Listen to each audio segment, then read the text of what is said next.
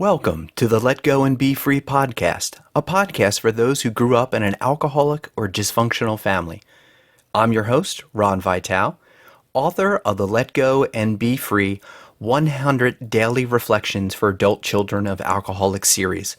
If you'd like to learn more, feel free to visit letgoandbefree.com. And with that, let's get on with the show.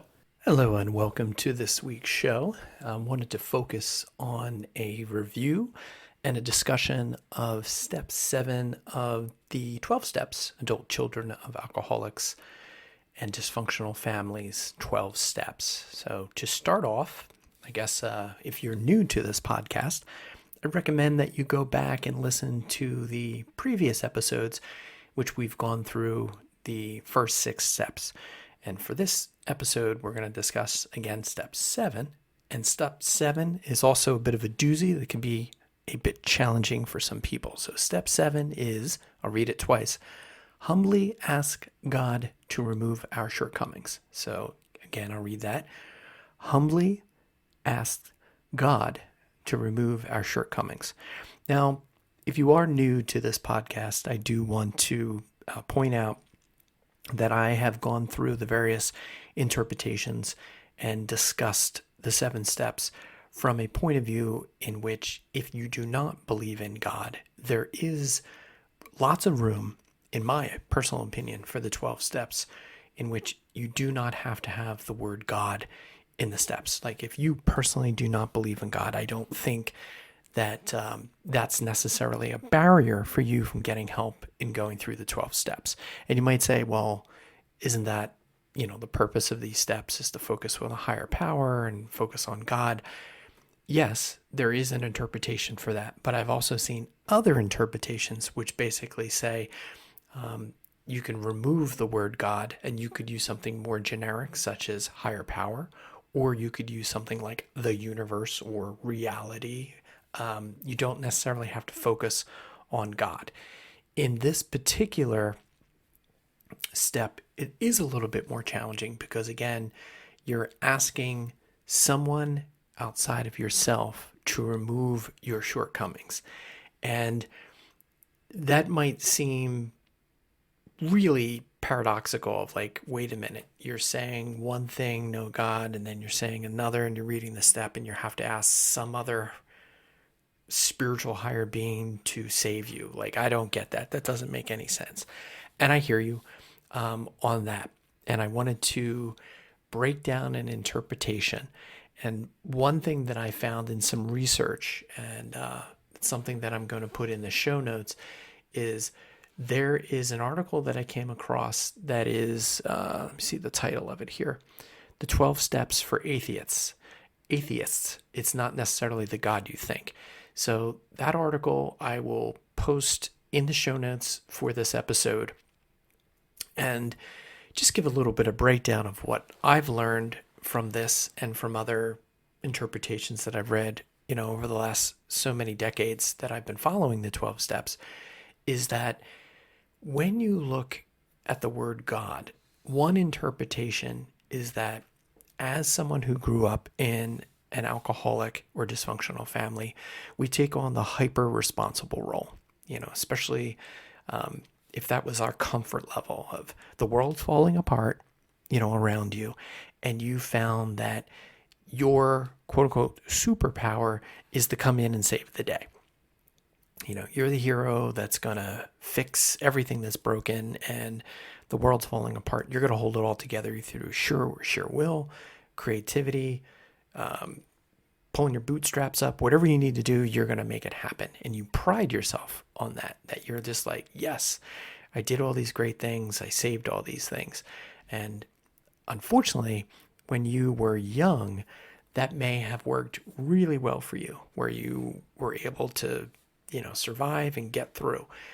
The challenge is that as you got older, you found that way of acting is not necessarily very effective for you. You can't go around and save other people. You can't save family members. You can't save a spouse.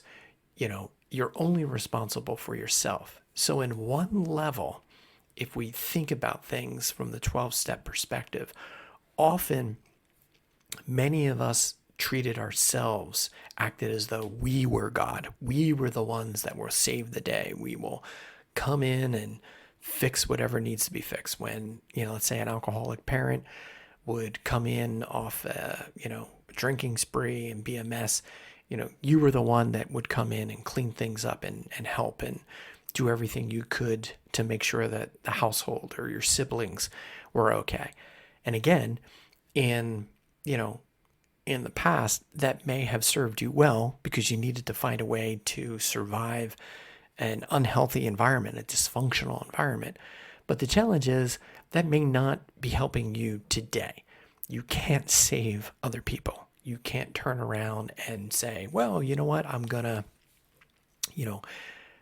fix my spouse or save my kid or whatever, just put in a person's name there.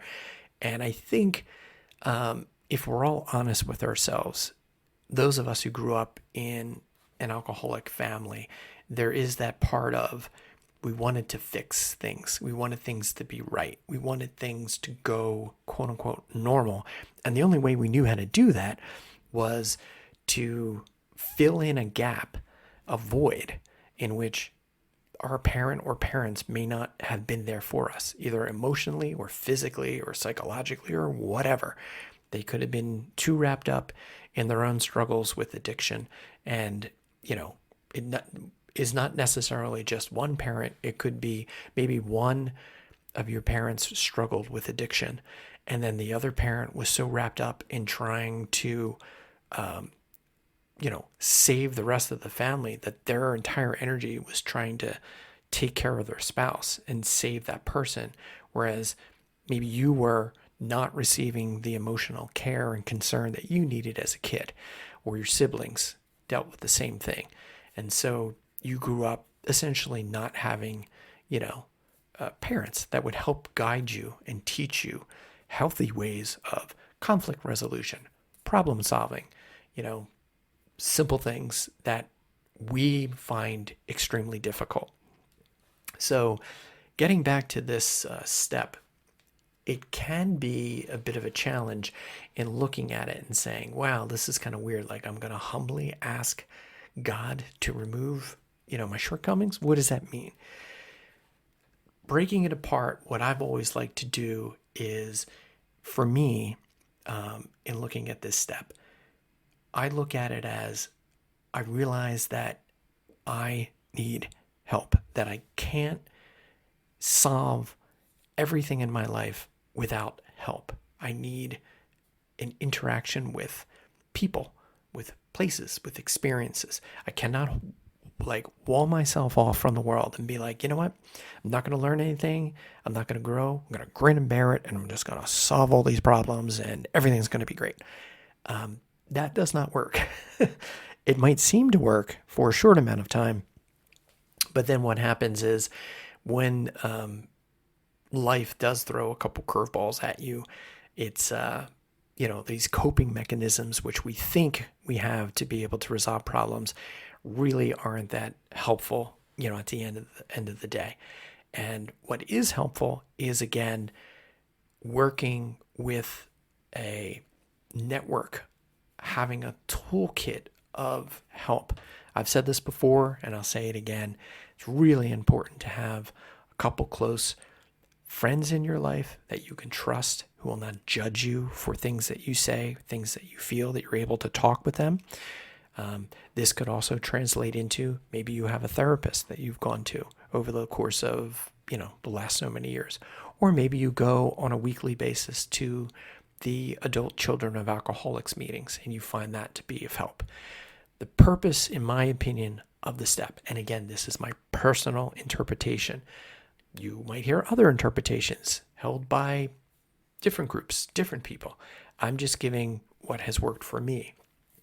When I look at this and it says, humbly ask God to remove our shortcomings, I look at it as there is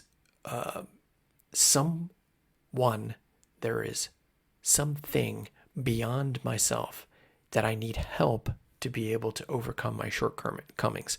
And that might be learning new skills through a therapist. It might be, again, going to those ACOA meetings. It's not just me pretending that I'm quote unquote God and that I can solve all my problems and everything is great and I don't need any help and get away from me, I'm fine.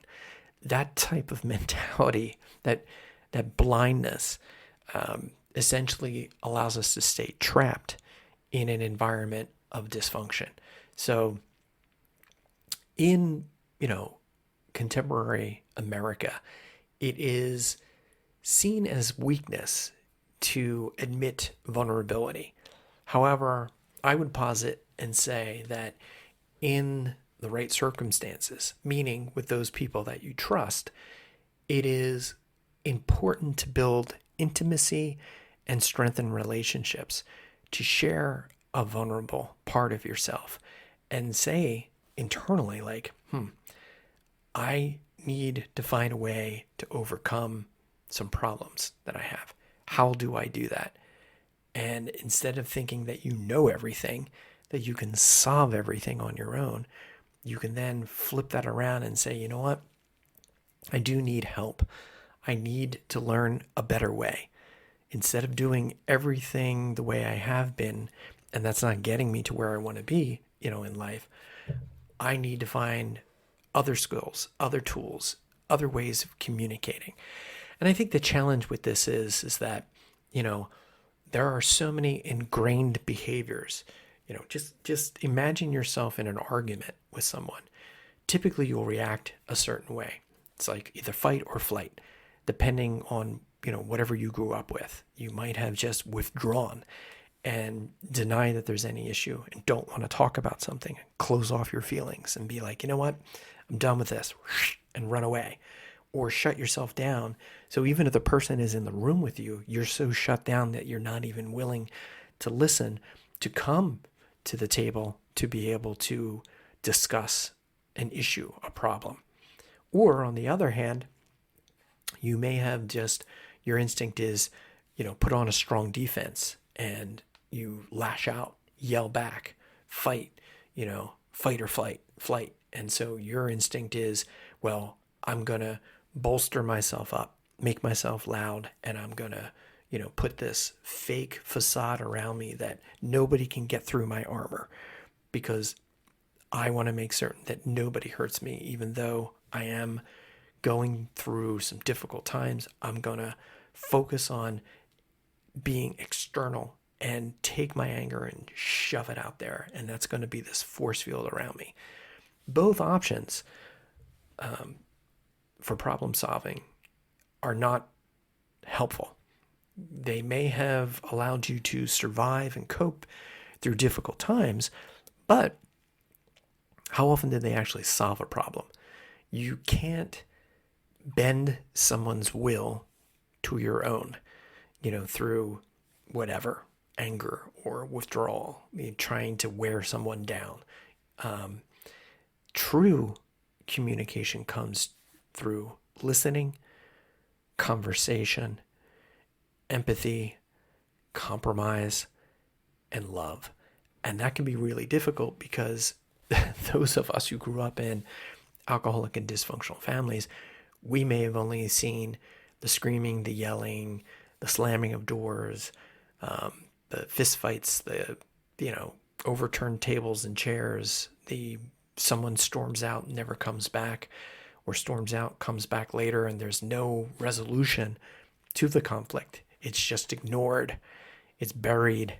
It's like, you're just supposed to pretend that the difficult argument didn't happen and get back into the normal thing of things. Or someone just gives you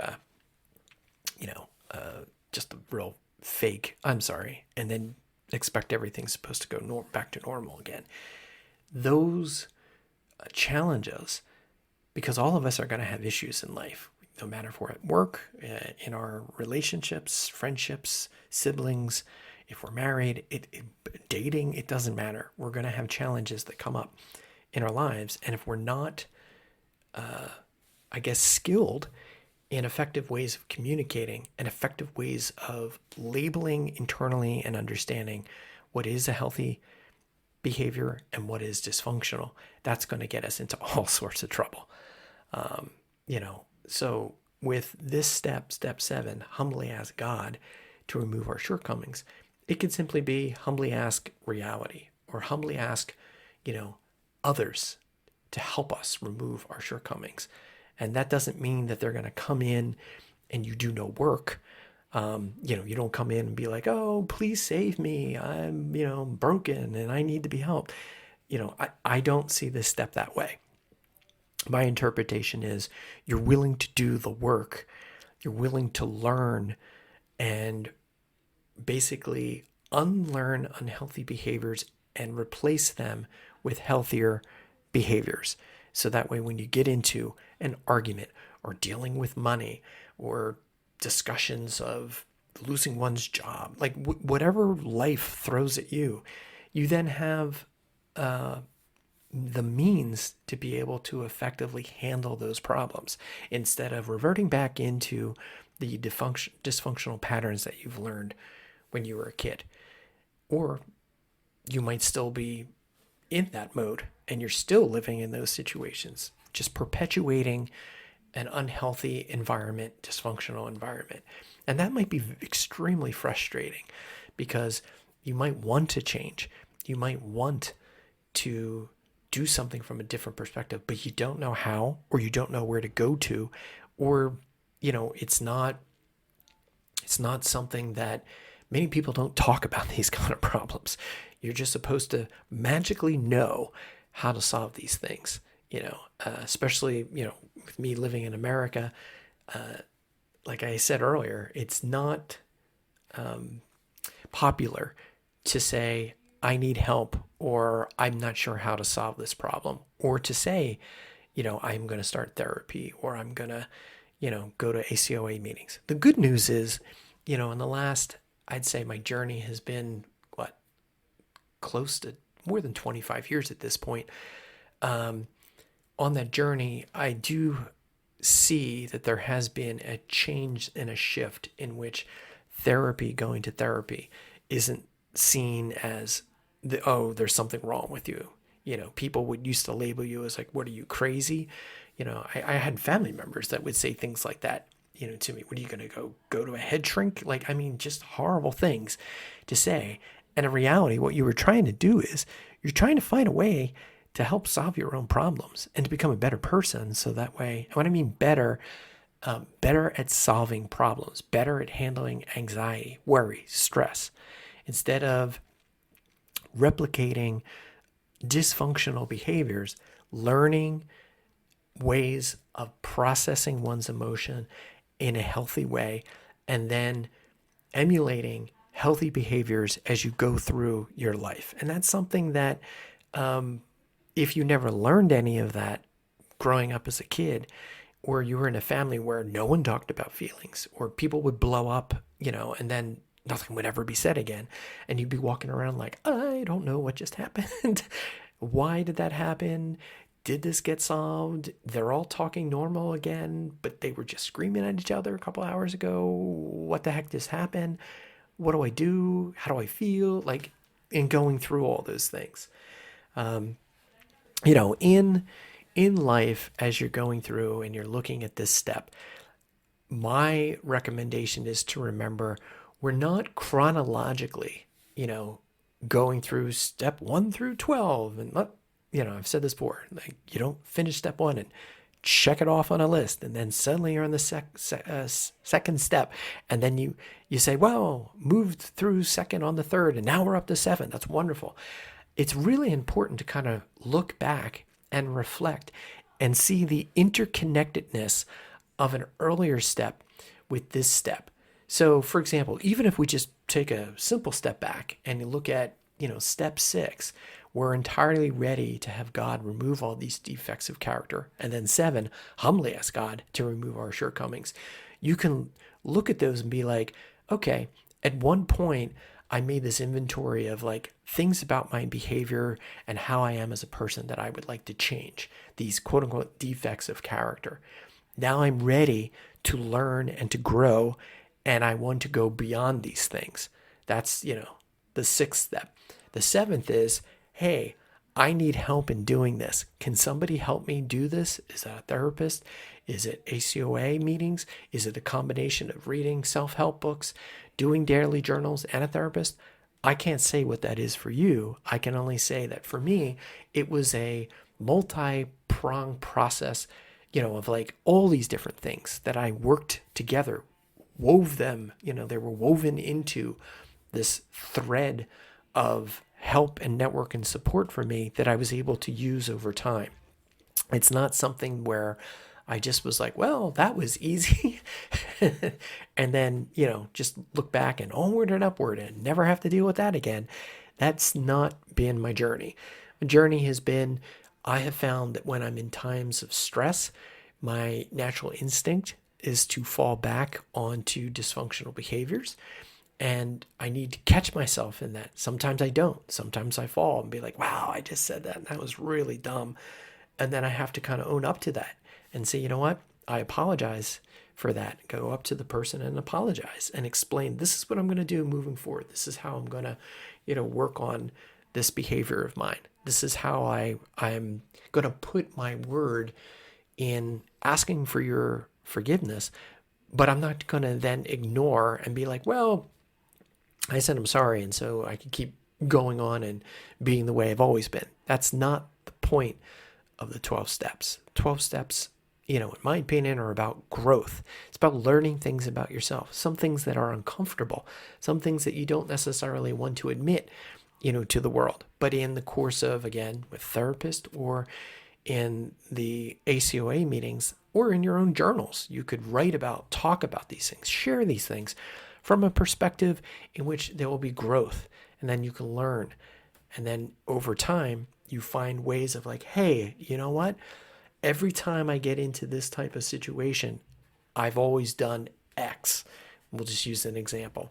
Anytime I get into a difficult argument, I shut down and close off and withdraw and put up my force shields, my armor, so no one can get through to me. And I find that I do that because I had to do that to protect myself when I was a kid. But now I realize that if I do that, it's not going to help me solve this problem with this person. I'm open to a new way. I need help in learning what are better ways of doing that. You see how that shift, it's like a subtle shift. It's not saying I'm broken and the world needs to save me. It's I can see that time and time and time again, I keep using the same dysfunctional behaviors in circumstances when I'm under stress. But I'm willing to learn something new. I'm willing to try a different way. I'm willing to share my experience of like why I've acted that way in the past and how I want to do something different moving forward. That's a much different, perspective than I'm going to save everybody. I'm going to do what I've always done because it's always worked. And that's, I think that's the hard work of these steps is, in the dark of night, when you're by yourself and it's just you, what do you really think about yourself? What do you really think about some of these dysfunctional behaviors? What are they? Have you identified these defects of character? Have you really gone through and done that moral inventory that step 4, talks about? And that's something that I look at these steps as a guide on my everyday for the rest of my life. That there is time for me to look back, to reflect on these steps, read through them, think about them, process them, talk about them, write about them, and then they're like my checkpoint guide as I go through life. Like if I'm driving in a car and there's these, the lines on the road, when I start veering off, the lines with the little divots in the road start bump, bump, bump, bump, making that bump sound as you drive over them. You're like, oh, you know what? I need to auto correct here. I need to correct and steer a little bit differently because I'm going into a dangerous zone. I see the steps as a way of doing that allow us to do that self-reflection on a daily, meditation to be able to say, well, today I'm going to reflect on whatever, step 1. And then as you go through the process, maybe you want to reflect on step 1 for 3 days in a row or a week. I can't tell you what's going to work for you. Maybe you might say, you know what, for the first time, this is what I'm going to do. Over the next 12 days, I'm going to take a step and I'm going to, write about it in my personal journal and reflect on that and do some self-work of what I think about that each day for 12 days. You might decide that. Or you might decide you're going to take your time and you want to spend 3-4 days at a time on each step. Really kind of think about things. And you might modulate things differently depending on what the step means to you. And I will say this, as I've gotten older, there are certain steps which I thought, I had thoroughly gone through. Now that I'm older, I look at them from a different perspective and say, I've learned something here, something that I think I can look at from a different perspective.